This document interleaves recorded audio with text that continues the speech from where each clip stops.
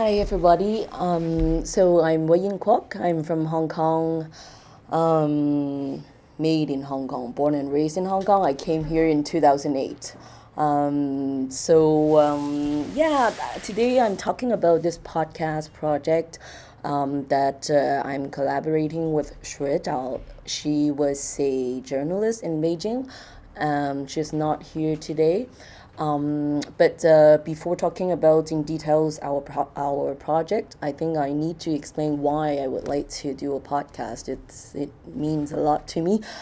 Um, so I I was part of a few film productions in Hong Kong. Um, and then I worked in art and culture, always in Hong Kong. After I moved here, I had to change career. Well, it was a natural transition for me too. I started working in languages, and my first job was I actually got my first contract on the team being Chinese in Quebec, which was starring Parker and Janet made the original music, and that was a very significant experience for me because that was about 3 years after I immigrated, and I still consider that it is because being Chinese in Quebec is a film about identities. About the Chinese identity, Sino-Quebecois, all these things. And as someone from Hong Kong, I never considered myself Chinese before. And it's through this film that I confirmed my identity, and I didn't realize that I was so I was rejecting my own identity as Chinese. I think as a lot of Chinese Canadians who were born here at their adolescence, I think I went through the same process, but at an adult age. That was more shocking for me because psychologically, I think I went through this mutism.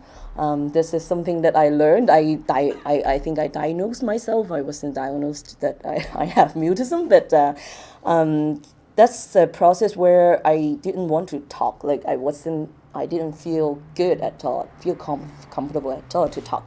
Okay, so I only have 2 minutes left. Or, okay, so that's why I think I could relate to a lot of Chinese Canadians born here and raised here. And my job at the social services, I witnessed a lot of conflicts between generations, between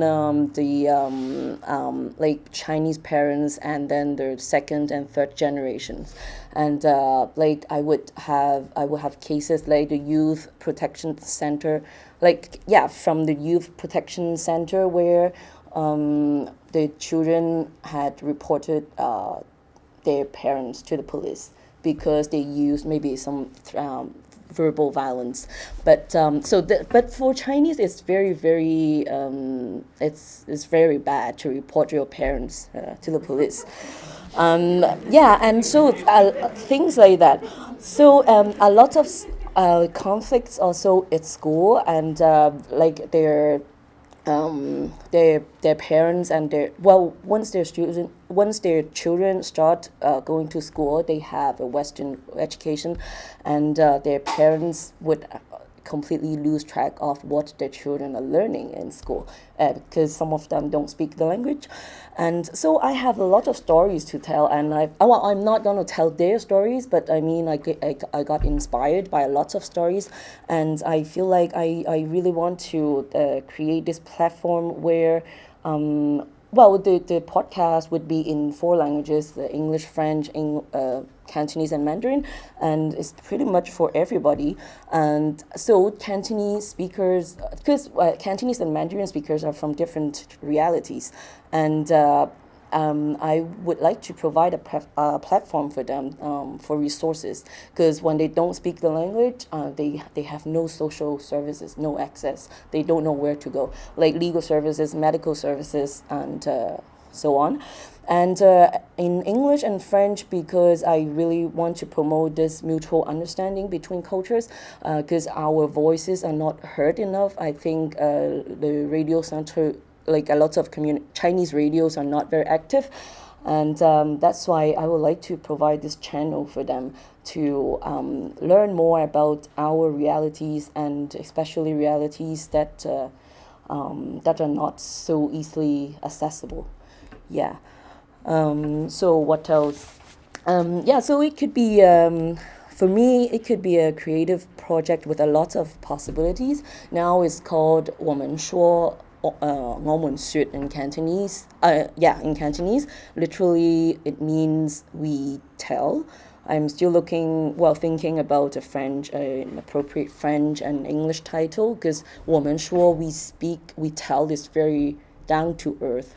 And I would like, if you have any suggestion, I would be a taker of any titles of the podcast. Yeah.